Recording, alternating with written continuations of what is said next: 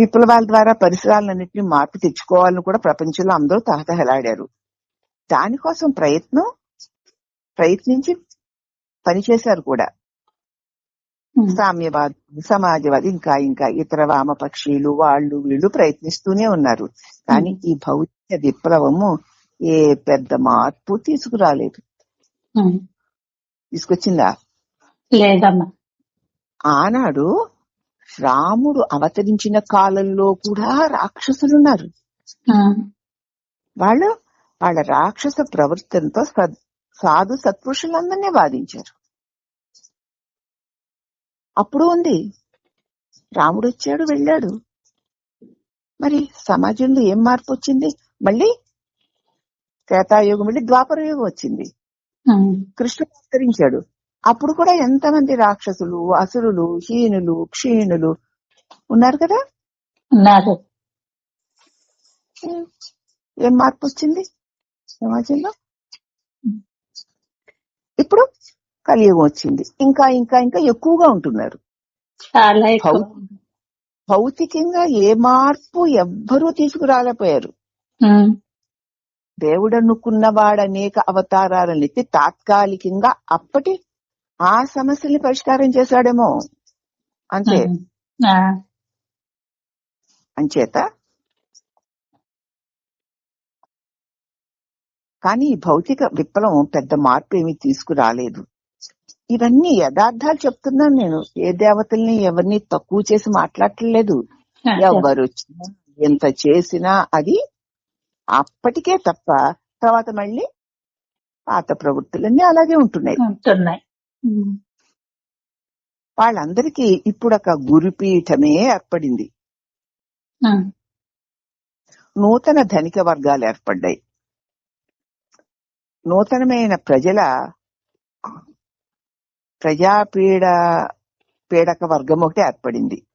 ఇలాగా సంఘ వ్యవస్థలో పైపైన ఏదో కొంత మార్పు వచ్చినా అసలు మూలంలో మార్పు రాలేదు కదా. రాలేదు. లక్షలాది సంవత్సరాలుగా ఎలాగుంది ఇప్పుడు అలాగే ఉంది. యుగాల నాడు ఎలా ఉంది ఇప్పుడు అలాగే ఉంది.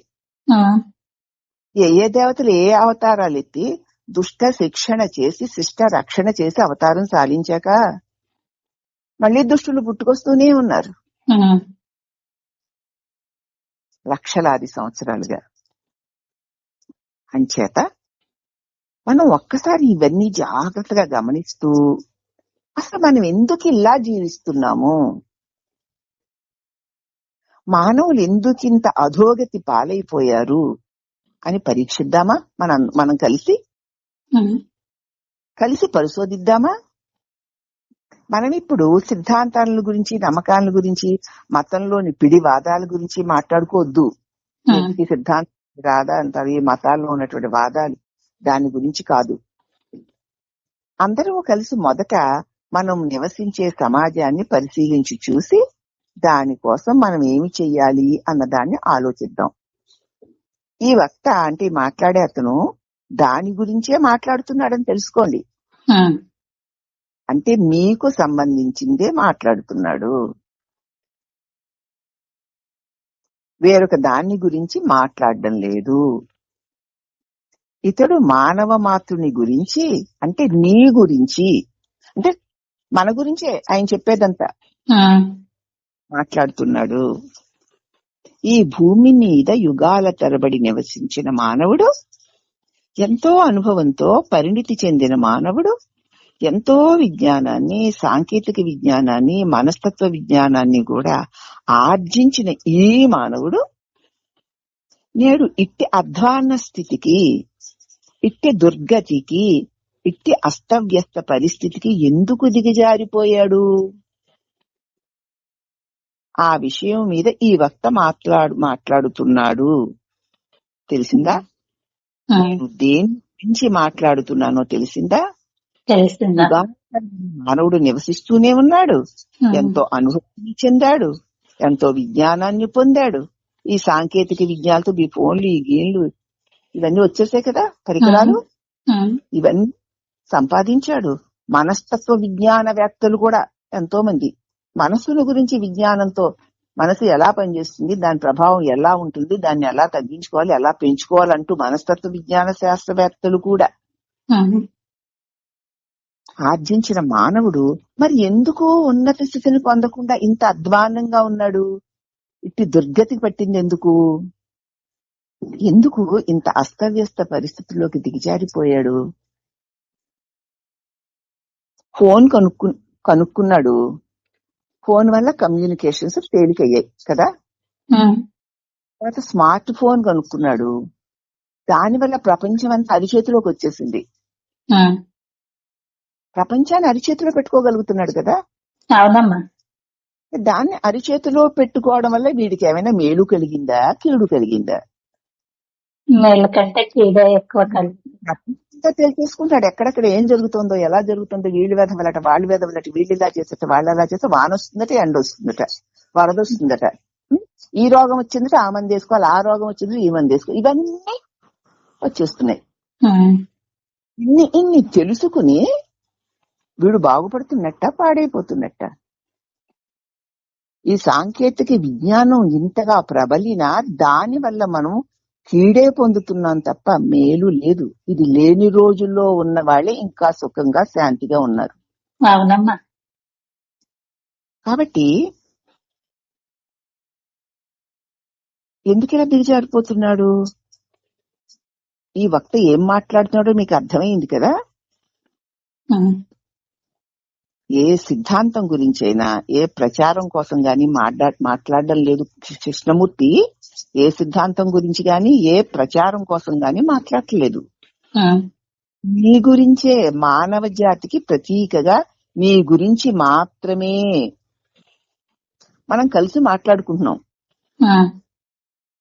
మానవ జాతి బాధపడుతోంది.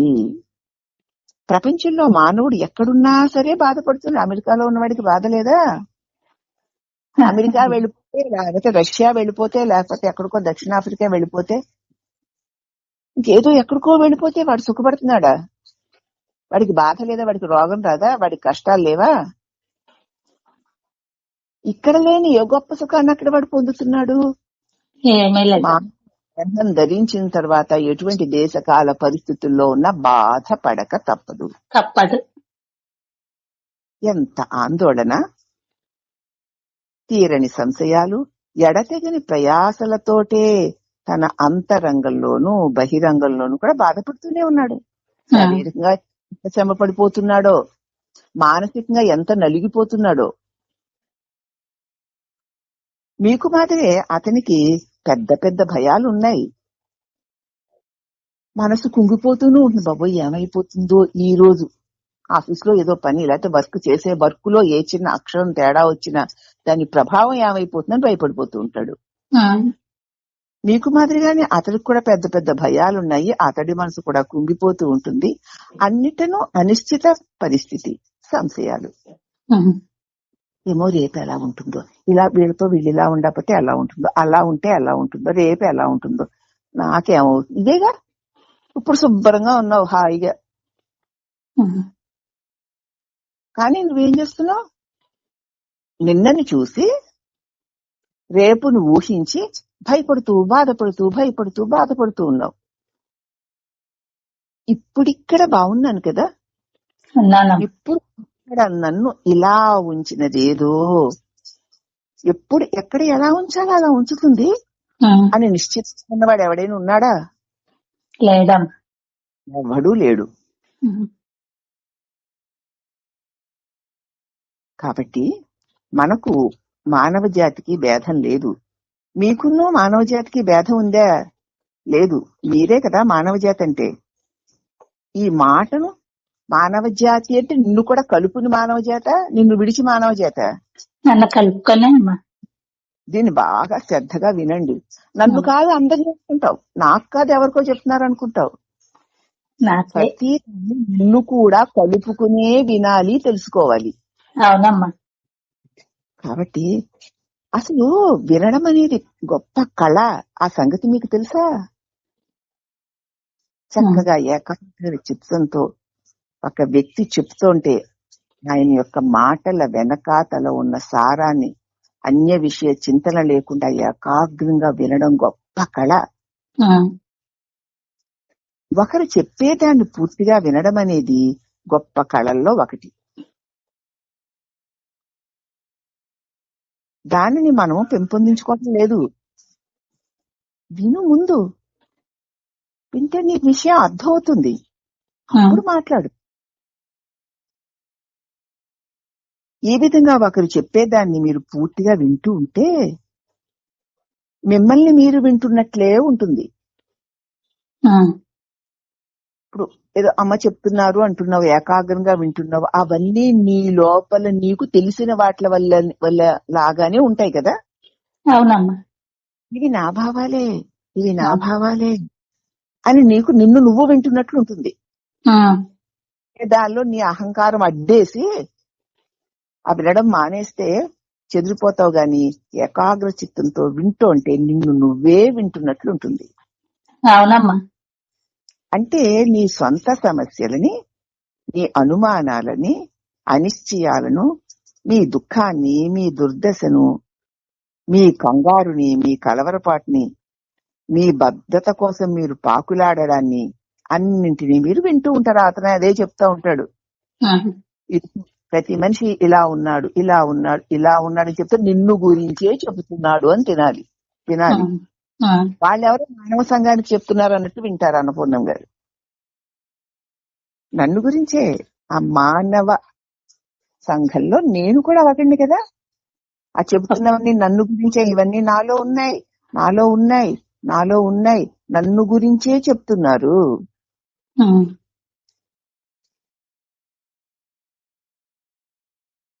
అన్నిటినీ మీరు వింటూ ఉంటారు. మానవులందరి గురించి అంటే మీ గురించి కూడా ఇప్పుడు మనం మాట్లాడుకుంటున్నాం అన్నమాట. అందువల్ల మానసికంగా మీరే ప్రపంచము, ప్రపంచమే మీరు అని తెలుస్తుంది. నేను నా లోపల ఏదుందో అవే అందరి లోపల ఉన్నాయి. నాకు తెలియబడుతున్న ప్రపంచమంతా నాలో ఏది ఉన్నాయో అదిగానే ఉంది. అవునమ్మా. నీలో ఏమి లేవు కనుక అవే అందరిలో ఉన్నాయి. ఉన్నాయమ్మా. బాగా చెప్తున్నారమ్మా. ఈయన చెప్పిన విషయం లోపలికి వెళ్ళి చెప్తున్నాను నేను కాబట్టి కలిసి. అందువల్ల మానసికంగా మీరే ఈ ప్రపంచమై ఉన్నారు, ప్రపంచమే మీరై ఉన్నారు. చూసుకోండి, మీ జుట్టు నల్లగా ఉండొచ్చు, మీ ముఖం గోధుమ రంగులో ఉండొచ్చు, మరికొందరు పొడుగ్గా తెల్లగా నీలం రంగు కళ్ళతో ఉండొచ్చు. కానీ మానవులన్న తర్వాత వారు ఎక్కడున్నా ఏ రకంగా ఉన్నా మనుషులే కదా. మనుషులే. తెల్లగా నీగ్రోలాగా ఉండొచ్చు, తెల్లగా గోధుమ రంగులో ఉండొచ్చు, లేకపోతే నీలం రంగు కళ్ళు ఉండొచ్చు, పుట్టోడై ఉండొచ్చు, పొడుగోడై ఉండొచ్చు. ఎలాగో ఉన్నవాడు మనిషే కదా. ఎట్టి మానవులన్న తర్వాత వారు ఎక్కడున్నా సరే, ఎట్టి శీతోష్ణ పరిస్థితుల్లో ఉన్నా సరే మీ మాదిరిగానే వారును. మీరు ఎలా ఉన్నారు వారు అలాగే ఉన్నారు. మీకున్న క్లేశాలన్నీ వాళ్ళకి ఉన్నాయి. తెల్లగా ఉన్నవాడికి ఏమి క్లేశాలు ఉండవా? ఉంటాయమ్మా. పొట్టిగా ఉన్నవాడికి ఏమి క్లేశాలు ఉండవా? ఎక్కడున్నా సరే, ఏ దేశంలో ఎటువంటి పరిస్థితుల్లో ఉన్నా సరే మీకున్న క్లేశాలే వాళ్ళకి కూడా ఉంటాయి. జీవితంలోని ఈ గోలను, ఈ గడబిడలను వాళ్ళు కూడా చవచ్చు. మీ జీవితంలో ఉన్న గోల గడబిడలు వాళ్ళకు కూడా ఉన్నాయి. కానీ గడ్డి పరకను గాని పువ్వుని పూయడానికి గాని ఎన్నటికీ చూడనే చూడదు. ఈ గోలలు, ఈ గడబిడలు, ఈ అల్లకల్లోలాలు, ఈ ఏడుపులు, ఈ చిరాకులు, ఈ రాగాలు, ఈ ద్వేషాలు, ఈ తింగరతనాలు వీటిని పట్టుకు తిరుగుతారే తప్ప ఒక్కసారి గడ్డి పరకను గాని పువ్వు పూయడాన్ని గాని ఎప్పటికైనా మీరు చూడగలరా? ఎలా పూస్తుంది పువ్వు? అదే నేలలో అదే రకంగా ఉన్న విత్తనాలు నాటితే అదే రకంగా ఉన్న మొక్కలు వచ్చిన రంగురంగుల పువ్వులు ఎలా వస్తున్నాయి? అని ఎప్పుడైనా పరిశీలించి చూసావా? ఏమో తెలుపు ఇదేమో ఎరుపు ఇవేమో నేలవి అంటావు. అన్నీ కలిపి ఒకే నేలలో ఉన్నాయి. విత్తనాలు కూడా ఒకే రంగులో ఉన్నాయి, మొక్కలు కూడా ఒకేలా ఉన్నాయి. అని పువ్వులు పూసేసరికి రంగులు వేరు. ఎలా వచ్చాయి అని ఎప్పుడు ఎవరు పరిశీలించరు. కాబట్టి ప్రపంచం అంటే మీరు, నేను, ఇతరులును.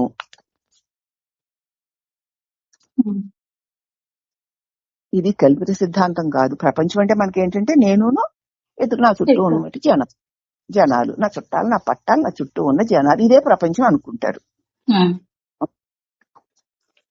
ఇది కల్పిత సిద్ధాంతం కాదు, అందరి అనుభవంలో అదే ఉంది.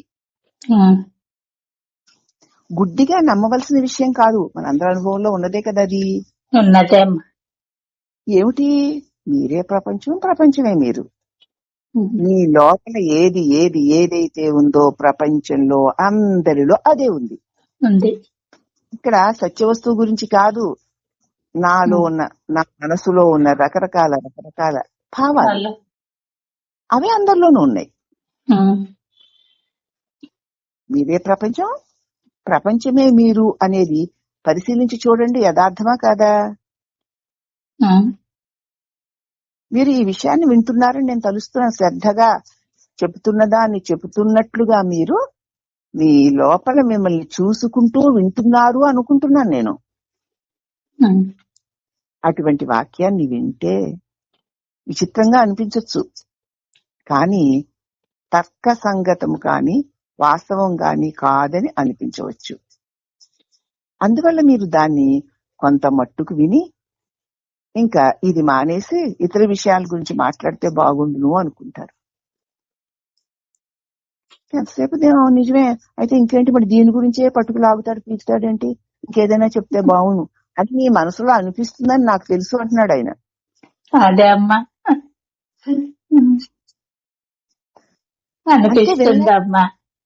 అర్థం వినలేక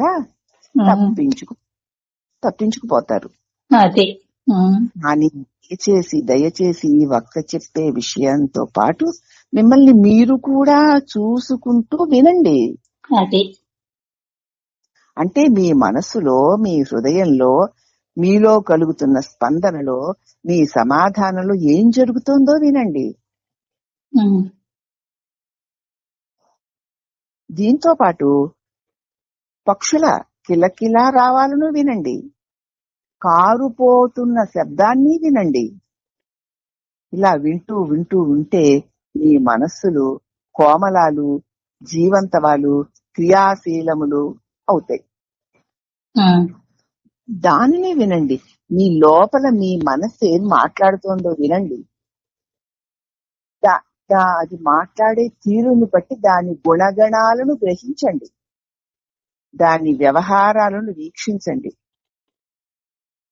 అప్పుడు ఇది నాకంటే వేరు కాదు, నాలోనే ఉన్న నా ప్రతిబింబం లాగా ఉంది ఇది, పైగా ఇది నాలోనే కదా అందరిలోనూ ఉంది అని మీరు గ్రహించగలుగుతారు. ఇప్పుడు మరి ఇందాక చెప్పినటువంటి భావాలు నీలో లేవా? ఉన్నాయమ్మా. అన్నపూర్ణ గారికి లేవేమో. ఉంటే మరి అంతా అందరిలోనే అదే కదా. అందరిలో అదే. అలాగ అందరిలోనూ ఉన్నటువంటి దానిని ప్రతిదానిని శ్రద్ధగా వింటూ వింటూ వింటూ ఉంటే మీ మనస్సు కోమలమైపోతుంది. మన మెదడు ఎన్నో లక్షల కొద్ది సంవత్సరాల యొక్క ఫలితం. ఎన్ని లక్షల సంవత్సరాల నుంచో చేరిపోయిన సమాచారంతో కూడి ఉంది మన మనసు. మన మెదడు అనేక అనేక అనేక అనేక లక్షల జన్మల వాసనతో కూడుకున్న ముద్ద మన మెదడు. ఈ నాటికది అంటే మన మానవ మస్తిష్కము భయముతో, ఆందోళనతో, జాతి అహంకారాలతో, భాషణ పరిమితులతో నిబద్ధమైపోయి ఉంది. మేము ఈ జాతి వాడను, ఈ కులం వాడను, ఈ నియమం కలిగిన వాడు. ప్రతి ఒక్కరికి తన నియమాలు ఎంత గొప్పవో అనుకుంటాడు, తన నిష్ఠలు ఎంత గొప్పవో అనుకుంటాడు. కానీ అసలు ఆ నియమ నిష్ఠల వెనకాత సరైన నియమము కాదు, సరైన నిష్ఠ కాదు, అదే సరైనది అనుకుంటాడు. ప్రతి ఒక్కడంతే.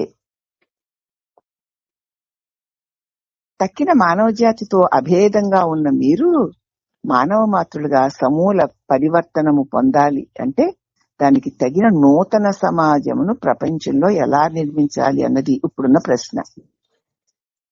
నాకెందుకంటే బాబు ఈ నూతన సమాజాన్ని నిర్మించి నేనేం చేసుకుంటాను అని అనుకోకండి. అదే ఇప్పుడు మనం మాట్లాడుకోవాలి. యుద్ధాలను ఎలా ఆపుతాము అని కాదు, మానవుని మనస్సుని, అంటే నీ మనసే. మానవుడు అంటే వాడు ఎవడో కాదు, మళ్ళీ నీకే చెప్తున్నారు. మానవుడి మనస్సు అన్నప్పుడు నా మనసే అని వినాలి.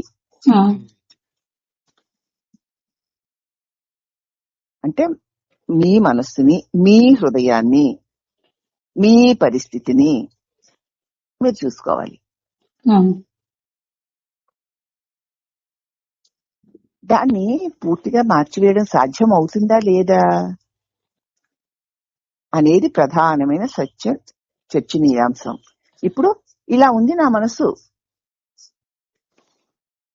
అనేక విషయాలతో, రాగద్వేషాలతో, ఇష్టాలతో ఉందా లేదా? అలాగే నా హృదయంలో కూడా అనేక స్పందనలు ఉన్నాయి. దీన్ని పూర్తిగా మార్చివేయచ్చా? మార్చేయచ్చా? అదే ఇప్పుడు మన సమస్య. ఎలా మార్చాలి? లేకపోతే మనము జాతి అహంకారాలతోటి, భాషా భేదాలతోటి, జాతీయ భావాలతోటి ఒకరినొకరు నాశనం చేసేసుకుని ఒకరి మీద ఒకరు లోపల ఈర్ష్యలు, అహంకారాలు పెట్టుకుని బయటికి నటిస్తూ బతకాల్సి వస్తుంది. అవునా? అవునమ్మా. అవును. వీటిని రాజకీయ నాయకులు తమ స్వప్రయోజనాలకు వాడేసుకుంటున్నారు. ఇప్పుడు నేను చెప్పదలిచిన విషయాన్ని బాగా స్పష్టం చేశానా? అర్థమైందా? మిమ్మల్ని మీరు చూసుకోండి. మీలో ఉన్నాయో వాటిని ఎలా పరిష్కరించుకోవాలో చూసుకోండి తప్ప మిగతావన్నీ. ఎందుకంటే నీలో ఏమున్నాయి, ఇతరులో కూడా అవి ఉన్నాయి. మరి నీకు, అందుకే ఇతరులకి నీకు మధ్య సంఘర్షణ ఏర్పడుతుంది. అంటే నీలో ఏమున్నాయో వాటిని నువ్వు చూసుకో. వీటిని మార్చుకోవచ్చా, ఎలా మార్చుకోవాలి అని ప్రయత్నం చెయ్యి. అంటే సర్వమానవ జాతితో అభిన్నంగా ఉన్న మీరు మానవ మాతృలుగా సమూల పరివర్తన పొందగలరా? ఇప్పుడు నేను ఒక మానవుడిని, మిగతా మానవుల నుంచి నువ్వు విడిగా చూసుకుంటున్నావు. వ్యక్తి భావనతో, దేహాత్మ భావనతో విడిగా చూసుకుంటున్నావు నువ్వు. కానీ నాలో ఏముందో అందరిలోనే అది ఉంది అని ప్రత్యేక వ్యక్తిగా కాకుండా మొత్తం అందరిగా చూసుకోగలిగే స్థితికి ఎదగలవా? అంతా నేనే అన్నదాని అంతరార్థం ఇది. కాబట్టి మీరు సర్వమానవ జాతితో అభిన్నంగా ఉన్న మీరు మానవ మాతృలుగా సమూలంగా పరివర్తన పొందగలరా? అసలు నా ప్రశ్నకి అర్థమవుతుందా? పరివర్తన పొందడం అంటే ఏమిటి అర్థం? ఇప్పుడు ఉన్న స్థితి నుంచి మరి ఒక ఏ స్థితిలోనికి మారాలి అని మీరు అడగొచ్చు. ఇప్పుడు ఇలా ఉన్నానండి, అయితే మరి నేను ఏ స్థితిలోకి మారాలని అడగొచ్చు. తప్పకుండా అడగాలి కూడా. నేను మీరు అడిగితే దాని అర్థం రాబోయే స్థితి ఎట్లుండేది దీన్ని ముందుగానే మీరు ఊహించేస్తున్నారన్నమాట. నువ్వు మారడం మానేసి సరే ఇలా మారేననుకోండి, అప్పుడేమవుతుంది అంటావు. అసలు మారి చూడమమ్మా. ఏదైనా చెప్తే అది వినేసి అదేనమాట, అంటే అదే పూర్ణం అలాగే ఉండాలన్నమాట. ఇలా చేస్తే అది వస్తుందన్నమాట. అది రాబోయే దాని గురించి మాట్లాడతావు తప్ప ఇది చేస్తున్నావా లేదా అని చూడవే. చేస్తే ముందే వినేసి ఇది చేస్తే అది వస్తుంది అని నిశ్చయం చేస్తున్నావు. చెయ్యి, అది చెయ్యవు.